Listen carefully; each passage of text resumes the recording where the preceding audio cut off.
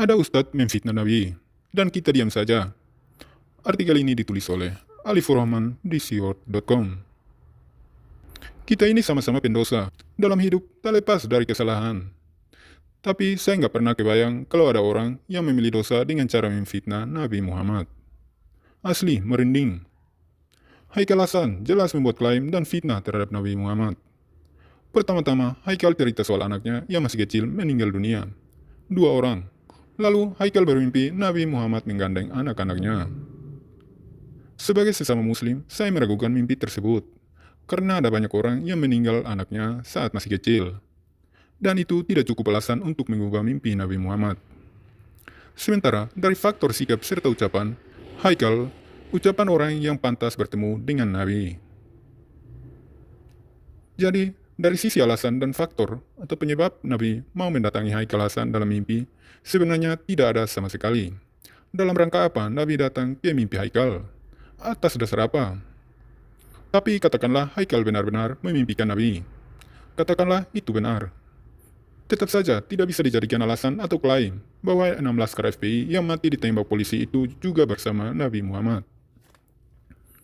Maka ketika Haikal menyebut satu persatu nama laskar FPI yang mati, dan dibilang sedang bersama Nabi, ini jelas penghinaan luar biasa. Ngefitnah Nabi. Jujur, saya nggak habis pikir. Ngeri. Tapi setelah dipikir-pikir, mungkin memang begitulah gaya hidup orang-orang FPI atau pengikut Rizik. Kalau kita ingat, Rizik selalu mengeluarkan kata-kata kotor.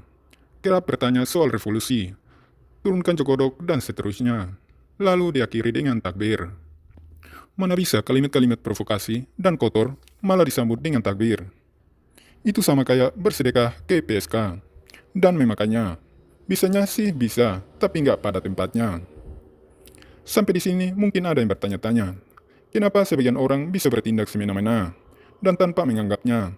Itu kenapa para pendukung Rizik bisa menganggap Rizik itu tidak pernah lebih ahli dan hanya dicari-cari kesalahannya.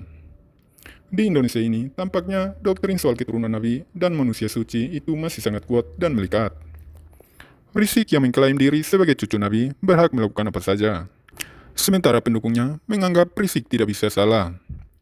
Fenomena ini juga terjadi di level kiai atau ustadz di daerah. Bukankah ada kasus kiai yang mencabuli santriwatinya? Bukankah banyak kasus ustadz kawin cerai seenaknya? Semua penyimpangan dan pemberontakan terjadi tanpa ada orang yang berani melawan. Karena sudah terlanjur terdoktrin bahwa kiai, ustadz itu suci dan dekat dengan Tuhan. Takut kualat, takut tidak dapat barokah, dan sebagainya. Sehingga meski mau mencabuli, pinjam uang gak dibalikin, dan seterusnya tetap dibenarkan. Kasus-kasus yang terungkap ke media dan publik hanya sebagian kecil saja yang masih terjadi dan tetap berlangsung, saya yakin ada. Solusi dari masalah ini adalah berani melawan, bersikap. Yang mau tunduk pada anggapan bahwa Habib Rizik harus dihormati, seburuk-buruknya perilaku dan sikapnya, jangan mau menerima doktrin bahwa Habib adalah keturunan Nabi yang tidak boleh diserang. Kita harus melawan anggapan dan kesimpulan sesat semacam itu, agar ke depan tidak ada lagi manusia-manusia suci yang bisa bebas melakukan apa saja dan dibenarkan oleh banyak pengikutnya. Memang tidak mudah, karena keyakinan atau doktrin yang dikuatkan dengan dalil-dalil agama tidak bisa dengan mudahnya dibantah. Dalil soal menghormati keturunan Nabi itu ada, dan selalu digembar-gemborkan oleh para pemuka agama, sehingga membentuk keyakinan bahwa sesalah-salahnya, sebusuk-busuknya Rizik tetap harus dihormati. Langkah pertama yang harus dilakukan tentu membandingkan Rizik dengan Nabi. Apakah sifatnya mirip, sehingga patut untuk dihormati? Langkah kedua, berani berpikir bahwa Rizik berita Nabi, sehingga dia tidak harus mendapat perlakuan spesial hanya karena gara-gara mengklaim sebagai keturunan Nabi. Langkah selanjutnya adalah berani melihat sikap, objektif, dan sifat Rizik atau para pemuka agama yang melakukan survei sosial. Artinya, kalau yang dilakukan oleh Rizik itu dilakukan oleh orang lain, baik dari ucapan kotor atau provokasinya, apakah kita akan terima saja atau lawan dengan koreksi?